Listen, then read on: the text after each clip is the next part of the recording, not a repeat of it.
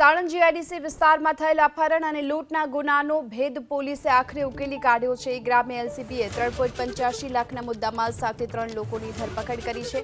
27 જુલાઈએ કાર રોકી અને અપહરણ કરવામાં આવ્યું હતું। નશાનું ઇન્જેક્શન આપી આરોપીઓ ફરાર થયા હતા। ભરત ચુડાસમા, સુમિત અને વિકાસ નામનો આરોપી, જેમને હાલ તો પોલીસે ઝડપી લીધા છે। ગુનામાં ટેકનિકલ એનાલિસિસના આધારે અમે એક માણસ ભરત ચુડાસમાને અમે અટક કર્યો હતો। ભરત ચુડાસમાને પિક કર્યા, એના ઇન્ટ્રોગેશન में સામે આવ્યો કે ભરત ચુડાસમા એમના જ ગામનો એક પાન પાર્લર ચલાવવાવાળો માણસ છે और એને ત્યાં એક સુમિત કરીને સુમિત જાટવ એક ત્યાં આવતો હતો।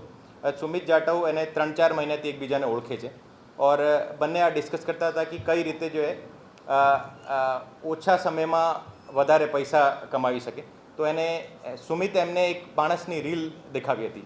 આ રીલમાં જે યુવરાજ સિંહ જે છે એક સ્કોર્પિયોમાં બહુ પૈસાવાળો માણસ રીતે દેખાવે છે और સુમિત એમને પૂછતા આ બતાવ્યું કે જે આ કોણ છે, કે આ મારા ગામનો બહુ માલદાર માણસ છે અને એને આપણે પ્લાનિંગ કરી શકીએ।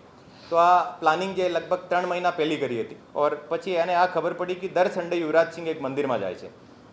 તો તે દિવસે સન્ડેવાળા દિવસે એને યુવરાજ સિંહની ગાડી રોકાવી और ગાડી રોકાઈને ગાડીમાં બેસ્યા હતા और આ જે ઇન્જેક્શન એને આપ્યો હતો, આ ઇન્જેક્શનનો અરેન્જમેન્ટ જે રંજીત ધાલીવાલ કર્યો હતો, પણ આ ઇન્જેક્શન જ્યારે એમને આપ્યો છે તે વખતે બેહોશ થયો નથી। તો આ એને માટે પછી આ ભરતને ફોન કરીને બોલાવ્યો और ભરત ત્યાંથી 2 લુંગી અને એક ટેપ લઈને આવ્યો હતો।